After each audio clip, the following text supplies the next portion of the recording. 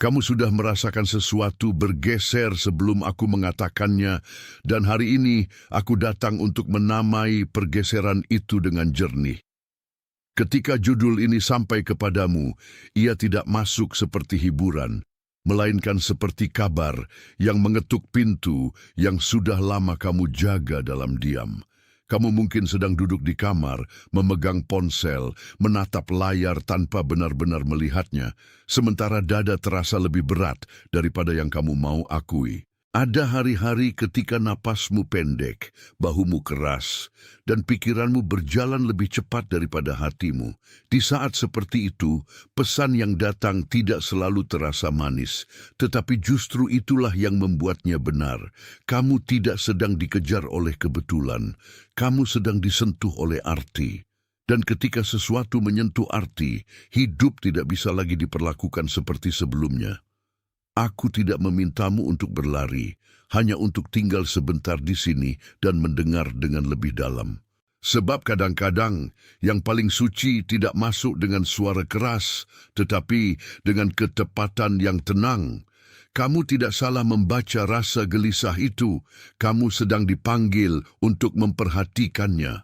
Dan perhatian yang benar selalu membuka jalan bagi terang yang lebih tua daripada rasa takutmu. Ada sesuatu yang lelah di tubuhmu yang tidak bisa dijelaskan hanya dengan jam tidur. Kamu bisa berada di meja makan, di dalam mobil, atau di ruang kerja yang sama seperti kemarin, tetapi ada bagian dari dirimu yang sudah tidak tinggal di sana dengan cara yang sama. Piring di depanmu masih sama, kursi masih sama, suara orang-orang di sekelilingmu masih sama, namun dadamu memberi kabar lain. Kamu menelan kata-kata yang tidak sempat diucapkan, dan tenggorokanmu menyimpan lebih banyak doa daripada kalimat. Pada malam hari, ketika lampu mulai redup dan rumah menjadi sunyi, kamu merasakan diam itu seperti sesuatu yang sedang menunggu giliran bicara. Itu bukan kelemahan, itu kepekaan yang sedang dibentuk. Dan kepekaan sering terasa seperti beban sebelum ia dikenali sebagai karunia. Perhatian, kamu harus bersiap sekarang. Saya telah menyiapkan materi eksklusif untuk mereka yang merasa dipisahkan untuk sesuatu yang lebih besar. Tetapi hidup dikelilingi oleh kebisingan, gangguan, dan kelebihan beban mental. Ini adalah perjalanan 30 hari yang akan mengubah hidupmu.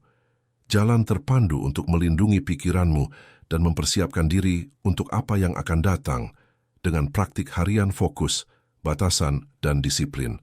Berhentilah bernegosiasi dengan kebisingan. Belajarlah mengidentifikasi gangguan sebelum mereka mengendalikanmu dan perkuat pikiranmu. Juga tersedia dalam versi audio imersif. Lebih dari 10.000 pembaca telah mengubah hidup mereka melalui perjalanan 30 hari. Ribuan orang telah memulai transformasi ini. Orang-orang sepertimu yang lelah hidup dalam kabut. Orang-orang biasa yang memutuskan untuk berhenti menerima kekacauan mental. Manfaatkan penawaran terbatas ini, hanya bulan ini. Akses tautanmu tepat di bawah di bagian atas komentar. Kamu mungkin heran mengapa hati kecilmu menangkap hal-hal yang dilewatkan orang lain. Tetapi justru karena itulah kamu tidak bisa pura-pura. Tubuhmu menjadi tempat pertama yang memberitahu bahwa sesuatu sedang berubah. Bahu yang turun, napas yang tertahan, tangan yang gelisah di atas ponsel, semua itu tidak kosong. Semuanya sedang mengarahkanmu ke satu kesadaran sederhana. Ada sesuatu yang ingin Tuhan ingatkan sebelum kamu melewatkannya. Dan ketika peringatan datang dengan lembut, ia biasanya datang untuk menyelamatkan, bukan untuk menakut-nakuti. Kamu sedang dijaga lewat rasa yang tidak bisa kamu abaikan. Yang sedang terjadi bukan acak, dan kamu akan melihat itu semakin jelas ketika kamu berhenti memaksa semua hal untuk tampak biasa. Di tengah rutinitas yang sederhana, di jalan menuju tempat kerja, di antrean yang panjang, atau di sela notifikasi yang masuk tanpa henti, ada pola yang mulai terbaca. Pola itu tidak berteriak, tetapi ia konsisten. Ia muncul dalam penundaan kecil, dalam percakapan yang terasa hambar, dalam pintu yang tidak langsung terbuka, dalam keletihan yang tidak bisa dijelaskan oleh kegiatan semata. Semua itu bisa jadi adalah tanda bahwa kamu sedang dilindungi, dipersiapkan, atau diarahkan kembali. Aku tidak berkata bahwa setiap hambatan pasti memiliki arti tunggal, tetapi ada saat ketika hambatan menjadi bahasa, dan bahasa itu berkata bahwa kamu tidak sedang dilupakan. Kamu sedang diperlambat agar tidak masuk lebih cepat ke sesuatu yang belum matang untukmu. Ini sebabnya rasa gusar sering muncul tepat ketika kamu ingin memaksakan jawaban. Yang lama memanggilmu untuk panik, tetapi yang baru mengajakmu untuk mengenali. Ada perbedaan besar antara terlambat dan sedang dibentuk. Dan dari hari ini, kamu mulai melihat bahwa beberapa penutupan bukan hukuman, melainkan penjagaan. Kamu tidak kehilangan arah. Kamu sedang disusun ulang untuk arah yang lebih jujur. Lihat kembali jam-jam ketika kamu duduk diam sambil menunggu pesan, menunggu jawaban, atau menunggu kepastian yang tak kunjung datang. Di momen seperti itu, pikiranmu sering mencoba membuat narasi sendiri supaya ketidakpastian terasa lebih bisa ditahan.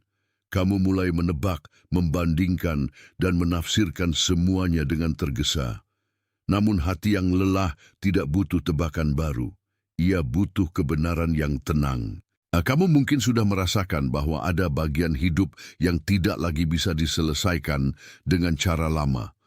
Cara lama itu adalah memaksa, menekan, dan tersenyum seolah semuanya baik-baik saja. Tetapi tubuhmu tahu ketika jiwa sedang dipaksa menyesuaikan diri dengan sesuatu yang sudah tidak sesuai. Rasa sesak di dada itu bukan dramamu. Itu sinyal. Dan bila sinyal itu terus diabaikan, kamu akan kembali ke lingkaran yang sama. Menunggu, berharap, lelah, lalu menunggu lagi. Aku tidak mengatakan kamu gagal. Aku mengatakan kamu cukup peka untuk tidak bisa lagi hidup dari penyangkalan. Bahkan sekarang, ketika kamu membaca ini, ada bagian dalam dirimu yang tahu bahwa diam yang panjang tidak kosong. Diam itu sedang mengerjakan sesuatu yang belum selesai dilihat. Dan kalau kamu jujur, kamu tahu bahwa hati yang peka bukan tanda kelemahan, melainkan tanda bahwa kamu sudah tidak bisa lagi dipimpin oleh ilusi yang sama. Kamu termasuk orang yang merasakan lebih dulu sebelum bisa menjelaskan dengan rapi. Itu sebabnya beberapa percakapan terasa lebih berat bagimu daripada bagi orang lain. Dan beberapa ruangan menguras tenagamu tanpa sebab yang mudah dijelaskan. Bukan karena kamu berlebihan, melainkan karena kamu menangkap lapisan yang tak terlihat. Saat orang lain tertawa di meja, kamu mungkin masih merasakan nada yang tidak disebutkan. Saat orang lain berkata semuanya normal, tubuhmu justru memberitahu bahwa ada sesuatu yang tidak sinkron. Disinilah beda antara peka dan kacau. Peka menuntunmu ke pengenalan, sedangkan kacau membuatmu menelan semua suara tanpa saringan. Kamu tidak dipanggil untuk menolak semua orang, tetapi juga tidak dipanggil untuk mengabaikan apa yang tubuh dan jiwamu sudah baca. Ada hikmat yang sedang tumbuh di dalam dirimu, dan hikmat itu sering hadir sebagai rasa tidak nyaman yang suci. Ia membuatmu berhenti sejenak sebelum memberi respons. Ia membuatmu memeriksa ulang sebelum menyerahkan hatimu. Itu bukan kecurigaan, itu penjagaan. Dan ketika penjagaan itu dihormati, kamu mulai melihat bahwa tidak semua kedekatan adalah tempat aman, dan tidak semua keheningan adalah penolakan. Sebagian keheningan justru sedang menunggu kamu belajar mendengar dengan cara yang lebih dalam. Ada lawan yang bekerja bukan dengan bentakan, melainkan dengan pengaburan. Ia datang lewat distraksi, lewat pesan yang membuatmu terbagi, lewat rasa mendesak yang membuatmu berhenti membedakan yang penting dan yang ramai.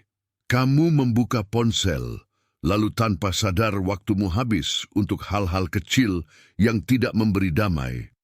Kamu masuk ke hari dengan niat yang bersih, tetapi keluar darinya dengan hati yang tercecer. Itulah salah satu strategi paling halus dari kebisingan, bukan membinasakanmu sekaligus, melainkan menghabiskanmu sedikit demi sedikit. Ia mengisi ruang batinmu dengan urgensi yang palsu, sehingga suara yang paling penting terdengar terlalu pelan. Kamu lalu mengira kamu tidak mampu, padahal kamu hanya terlalu penuh oleh gangguan. Perhatikan betapa seringnya rasa lelah muncul tepat sebelum langkah penting. Perhatikan betapa seringnya keraguan datang bersamaan dengan ajakan menunda. Itu bukan kebetulan sederhana. Itu pola yang ingin membuatmu kembali ke kebiasaan lama, ke identitas lama, ke respons lama. Tetapi sekarang kamu sedang belajar bahwa tidak semua rasa mendesak berasal dari arah yang benar. Ada tekanan yang hanya ingin membuatmu terburu-buru, dan ada panggilan yang mengundangmu untuk taat dengan tenang. Kamu mulai membedakan keduanya, dan begitu kamu membedakannya, gangguan kehilangan sebagian kuasanya. Ada satu tokoh lama yang selalu mengingatkanmu pada musim seperti ini, yaitu Yusuf, yang dulu melihat mimpi sebelum ia melihat jalan. Ia juga tahu bagaimana rasanya berada dalam ruang yang tidak sesuai dengan janji yang ia bawa. Tetapi justru ruang itulah yang membentuk ketahanannya. Ketika kamu duduk sendirian di kamar atau menatap lampu jalan dari jendela mobil, kamu mungkin sedang berdiri di tengah kisah yang mirip secara batin meski berbeda bentuk. Tidak semua penahanan adalah penolakan. Tidak semua proses tertutup berarti pintu sudah hilang. Kadang Tuhan bekerja seperti benih yang diam di bawah tanah lebih lama daripada yang kita harapkan. Dari luar tidak ada yang spektakuler. Dari dalam, kehidupan sedang menyiapkan batang yang kuat. Kamu tidak sedang dicabut dari janji. Kamu sedang ditanam lebih dalam ke dalamnya. Dan ini menuntut kesabaran yang tidak bisa dipalsukan. Karena itu, saat kamu merasa seperti tidak bergerak, jangan langsung menyimpulkan bahwa tidak ada yang terjadi. Yusuf tidak menjadi Yusuf karena suasana yang nyaman. Ia menjadi kuat lewat kesetiaan di tempat yang sempit. Kamu juga. Ada bagian dari panggilanmu yang hanya tumbuh ketika tidak ada tepuk tangan, dan justru di sanalah akar menjadi lebih jujur daripada penampilan. Kalau kamu terus berpura-pura bahwa semua ini biasa saja, kamu akan kembali ke siklus yang sama dengan nama yang berbeda. Kamu akan mengulang obrolan yang menguras, keputusan yang setengah sadar, dan penundaan yang menyamarkan diri sebagai kebijaksanaan. Kelelahanmu akan menjadi lebih tebal, bukan lebih ringan. Maka dengarkan baik-baik. Yang diabaikan hari ini bisa menjadi kebisingan esok hari. Tetapi yang dihormati hari ini bisa menjadi pintu pengertian yang besar. Kamu tidak dituntut untuk memahami seluruh peta sekaligus. Namun kamu dipanggil untuk tidak menutup mata terhadap tanda yang sudah cukup jelas. Ada rasa aman semu yang ingin membuatmu bertahan di tempat lama hanya karena tempat lama terasa akrab. Namun, keakraban bukan selalu kebenaran, dan kebenaran kadang hadir seperti jeda yang memaksa kamu berhenti berlari. Bila kamu memeluk jeda itu, kamu sedang diselamatkan dari keputusan yang akan melelahkanmu lebih jauh. Bila kamu menolaknya, kamu mungkin kembali menyebut tekanan sebagai takdir. Aku tidak berkata kamu tidak bisa melewatinya. Aku berkata kamu tidak perlu melewatinya dengan mata tertutup. Yang sedang dibuka bukan hanya pintu, tetapi kemampuanmu untuk melihat mana yang hidup dan mana yang hanya tampak hidup. Dan dari titik ini, perjalananmu mulai berubah arah. Kalau beberapa tanda tadi memang sempat masuk ke dalammu, kalau dadamu turun sedikit ketika kebenaran ini disebut, tulis 888 di komentar. Angka itu bukan jimat, bukan rumus, melainkan penegasan kecil bahwa kamu menangkap pesan yang datang dengan tenang. 3 angka itu menjadi tanda sederhana bahwa hatimu menjawab tanpa perlu banyak kata. Aku tahu kadang persetujuan yang paling murni justru datang dalam bentuk paling sederhana. Tulislah 888 lalu kembali padaku.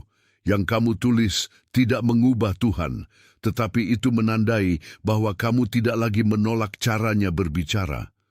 Dan penandaan kecil seperti itu penting karena banyak orang melewatkan permulaan hanya karena mereka menunggu sesuatu yang lebih besar dan lebih gaduh. Kamu tidak perlu menunggu gaduh untuk tahu bahwa sesuatu itu nyata. Cukup biarkan pengenalan itu berakar. Lalu kembali ke sini dengan hati yang tidak terburu-buru. Sebab setelah persetujuan kecil itu, ada lapisan lebih dalam yang mulai terbuka. Yang tampak acak mulai terlihat sebagai arah. Yang semula samar mulai memiliki garis. Dan garis itu akan mengantar kamu ke inti persoalan yang sebenarnya. Masalah yang kamu hadapi bukan hanya tentang situasi di luar sana. Yang lebih dalam adalah tentang bagaimana kamu merespons ketika hidup tidak lagi bisa diprediksi. Kamu sudah terlalu lama diajar untuk percaya bahwa tenang berarti berhenti. Padahal tenang seringkali justru tanda bahwa kamu sedang dijaga dari kebisingan yang tidak perlu. Di pagi hari, saat kamu menatap pakaian yang akan dikenakan, atau saat kamu berdiri di dapur sambil memegang cangkir kopi yang belum habis, keputusan kecil pun mulai terasa berat karena ada pergeseran di dalammu. Kamu tidak lagi bisa bergerak dengan kepura-puraan yang sama. Itu bukan drama rohani, itu kejujuran batin. Di titik ini, kamu mulai melihat bahwa pergumulanmu lebih banyak berkaitan dengan keberanian untuk taat daripada kemampuan untuk mengerti. Kamu ingin kepastian dulu, tetapi hidup meminta kamu melangkah dengan hati yang jujur. Itu sebabnya kamu merasa ditahan. Bukan karena kamu dibenci, melainkan karena pola lama di dalam dirimu sedang dilucuti. Ada satu suara di dalam dada yang berkata, kamu harus memegang kendali lebih kuat, tetapi suara itu tidak membawa damai. Yang lain berkata tetap diam dan percaya, dan suara itu mungkin lebih lembut, tetapi membawa keteguhan. Kamu sedang belajar membedakan keduanya. Dan pembeda itu akan menentukan apakah kamu terus berputar atau mulai keluar dari lingkaran. Ketika akar masalah mulai terlihat, kamu sadar bahwa yang paling keras dalam dirimu bukanlah keadaan, melainkan kebutuhan untuk memastikan semuanya berada di bawah kendalimu. Kamu ingin tahu hasilnya sebelum kamu menyerahkan langkah. Kamu ingin memahami seluruh jalan sebelum kamu melangkah satu langkah pun. Tetapi kendali penuh sering menjadi beban yang menyamar sebagai kebijaksanaan. Di meja kerja, di ruang keluarga, atau di dalam mobil ketika lampu merah membuatmu berhenti sejenak, kamu mungkin merasakan dorongan untuk memikirkan semuanya sekaligus. Tubuh tegang, rahang mengeras, napas menurun, dan hati terasa seperti memegang sesuatu yang terlalu berat. Disitulah rohmu mencoba mengatakan bahwa tidak semua yang harus ditahan harus terus kamu genggam. Ada sesuatu yang lebih sehat dari mengatur semua kemungkinan, yaitu mempercayai bahwa yang benar tidak akan hilang hanya karena kamu berhenti memaksa. Aku tidak menyuruhmu pasrah pada kekacauan. Aku mengajakmu melepaskan kebutuhan untuk mengontrol sampai habis. Sebab kendali yang berlebihan sering lahir dari rasa takut yang belum sembuh, dan rasa takut seperti itu membuat orang memanggil ketenangan, padahal yang mereka cari adalah jaminan. Kamu tidak harus punya jaminan penuh untuk taat. Kamu hanya perlu cukup jujur untuk melihat bahwa kontrol tidak pernah menyembuhkan luka yang membuatnya lahir. Yang menyembuhkan adalah penyerahan yang sadar. Ada perang yang tidak terlihat antara pikiran, tubuh, dan rohmu. Pikiran ingin memberi alasan agar kamu tidak berubah terlalu cepat. Tubuh memberi reaksi melalui lelah, gelisah, atau diam yang panjang. Rohmu justru mengenali bahwa ada pintu yang sedang dibuka secara perlahan. Saat kamu duduk sendirian di kamar yang lampunya temaram, mungkin pikiranmu berkata semua ini hanya stres biasa. tetapi tubuhmu tidak sepenuhnya setuju karena ia merasakan sesuatu yang lebih dalam dari kebiasaan. Disinilah kamu perlu jujur, tanpa tergesa, memberi nama pada semua hal. Tidak setiap rasa berat adalah ancaman, dan tidak setiap kegelisahan adalah pesan. Namun kamu juga tidak boleh menyapu rata perbedaan antara cemas dan peka. Ada saat ketika cemas membuatmu berputar pada kemungkinan terburuk, sedangkan peka membuatmu berhenti, memeriksa, dan menunggu dengan hormat. Perbedaan itu nyata di dalam dada. Yang satu menekan, yang lain menuntun. Kamu mungkin belum mampu merangkumnya dengan kalimat sempurna, tetapi tubuhmu sudah tahu arah mana yang membawa kedamaian. Dan kedamaian itu bukan kosong. Itu tanda bahwa kamu sedang disentuh oleh kebenaran yang tidak perlu berteriak. Ketika kamu belajar mendengar tubuh dan roh bersama-sama, kebingungan mulai kehilangan pusatnya. Tidak semua orang di sekelilingmu sanggup ikut masuk ke perubahan yang sedang kamu alami. Ada percakapan yang terdengar sama, tetapi meninggalkanmu lebih lelah daripada sebelumnya. Ada ruang yang dulu terasa akrab, namun kini terasa sempit karena kamu tidak lagi sama. Itu bukan alasan untuk menuduh semua orang, dan bukan pula panggilan untuk memutus semua relasi. Ini tentang kebijaksanaan, bukan kecurigaan. Ketika seseorang terus memaksamu menjadi versi lama dari dirimu, kamu akan merasa tubuhmu menegang sebelum bibirmu sempat menjawab. Ketika sebuah lingkungan menuntut kamu menertawakan hal yang tidak lagi lucu bagimu, kamu pulang dengan hati yang pecah pelan-pelan. Tuhan sering memakai rasa tidak cocok itu sebagai kompas, bukan untuk membuatmu keras, melainkan untuk membuatmu jujur tentang apa yang benar-benar menghidupkanmu. Kamu mulai melihat bahwa beberapa meja pergaulan tidak lagi memberi ruang bagi pertumbuhanmu. Dan itu menyakitkan karena pertumbuhan sering menuntut perubahan tempat batin. Tetapi perubahan itu tidak selalu berarti kehilangan. Kadang itu berarti kamu sedang diselamatkan dari kebiasaan yang diam-diam mengurasmu. Kamu tidak harus membenci siapapun untuk memahami bahwa tidak semua tempat layak menjadi rumah bagimu. Ada cara lawan bekerja yang halus dan sangat melelahkan. Ia membuatmu selalu sibuk, tetapi tidak pernah benar-benar maju. Pagi diisi dengan gangguan kecil, siang dipenuhi urusan mendesak, malam dihabiskan untuk memulihkan sisa tenaga yang tidak pernah sempat dirawat. Di tengah itu semua, kamu hampir lupa bahwa arahmu sendiri sedang menunggu. Strategi seperti ini tidak selalu tampak jahat pada awalnya.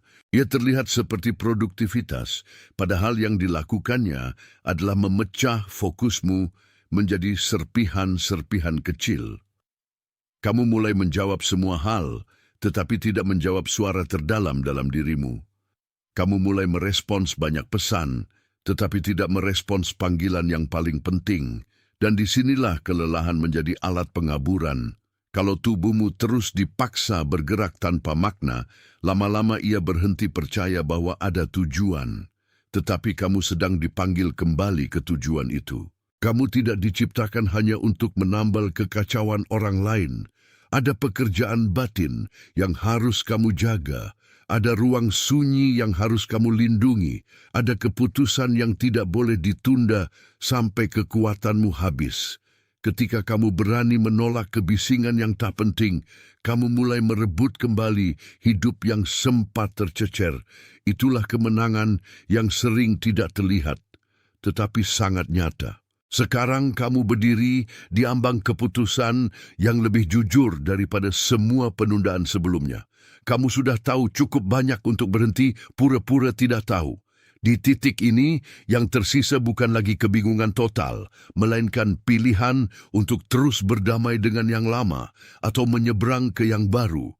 Pagi yang sama, meja yang sama, tugas yang sama, semuanya bisa tetap ada, tetapi kamu sudah tidak sama lagi. Disinilah keberanian menjadi tenang. Kamu tidak harus mengumumkan semuanya kepada semua orang.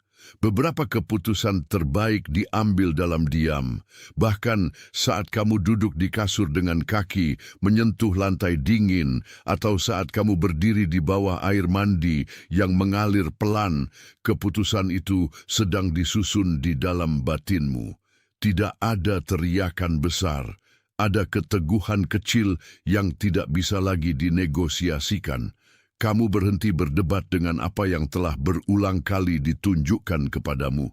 Kamu berhenti menunggu izin dari rasa takut.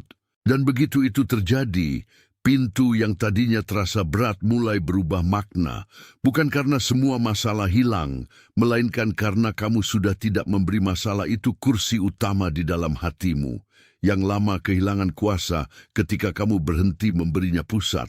Dan dari ambang ini, perjalananmu memasuki gambaran yang lebih dalam, gambaran yang akan menjelaskan mengapa semua penahanan tadi tidak sia-sia. Bayangkan sebuah pintu kayu tua yang lama terkunci, dengan engsel yang diam dan permukaan yang mulai kusam karena waktu. Pintu itu tidak rusak, hanya tertutup, dan ia menyimpan sesuatu bukan untuk menyiksa, tetapi untuk menunggu waktu yang tepat. Begitulah musimmu terasa, ada sesuatu yang ditahan, disegel atau dijaga agar tidak dibuka terlalu cepat.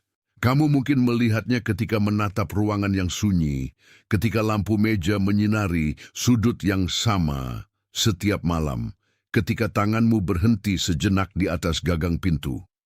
Di dalam dirimu, pintu itu bukan sekadar gambar, ia adalah cara baru untuk memahami penundaan, batas, dan kesiapan. Dulu kamu menyebut semua penahanan sebagai penolakan. Sekarang kamu mulai melihat bahwa sebagian penutupan justru melindungi isi yang terlalu berharga untuk dibuka sembarangan. Aku tidak berkata semua yang tertutup pasti baik, tetapi ada masa ketika tertutup adalah cara paling lembut untuk menjaga sesuatu tetap utuh. Dan di sini letak pertentangannya. Yang lama ingin memaksa, yang baru ingin menunggu, yang lama ingin menerobos, yang baru ingin dihormati. Pintu itu tidak hilang hanya karena kamu gelisah. Ia justru mengajarkan bahwa waktu bukan musuh, melainkan penjaga. Ketika kamu memahami pintu itu, kamu berhenti membenci jeda. Kamu mulai menghormati proses yang menyusunmu dari balik kayu yang diam. Pintu itu bukan hanya tertutup, ia juga pernah dijaga oleh alasan yang panjang. Mungkin dulu kamu berada di musim di mana apapun yang masuk terlalu cepat akan melukai, sehingga penutupan menjadi bentuk perlindungan. Ada hal-hal yang tidak bisa kamu ceritakan kepada semua orang, dan ada pengalaman yang membuatmu menutup diri tanpa sadar. Kamu menjaga rasa itu seperti orang menjaga kunci di dalam saku, sambil terus berjalan di lorong yang terlalu ramai. Di permukaan, kamu tampak biasa. Di dalam, ada ruang yang belum siap menerima banyak tamu. Itulah mengapa beberapa masa lalu terus membentukmu, meski kamu sudah berusaha melupakannya. Bukan karena kamu lemah, melainkan karena hati menyimpan jejak lebih lama daripada pikiran. Pintu yang tertutup ini mengingatkanmu bahwa Tuhan tidak pernah terburu-buru mengirimu ke ruang berikutnya tanpa perlindungan yang cukup. Bahkan ketika kamu merasa terisolasi, mungkin sebenarnya kamu sedang dilindungi dari arus yang akan menyeretmu terlalu jauh. Ada harga dari penutupan, tetapi ada juga anugerah di dalamnya. Kamu belajar menunggu tanpa mengeras. Kamu belajar menjaga tanpa mencurigai. Dan perlahan kamu melihat bahwa yang dijaga bukan hanya peluang, melainkan identitas yang belum selesai dibentuk. Dalam sunyi yang tampak seperti kehilangan, sesuatu sedang dipelihara. Kalau kamu menoleh ke belakang, kamu bisa melihat betapa seringnya masalah bukan datang sebagai serangan besar, melainkan sebagai pengulangan kecil yang membuatmu letih.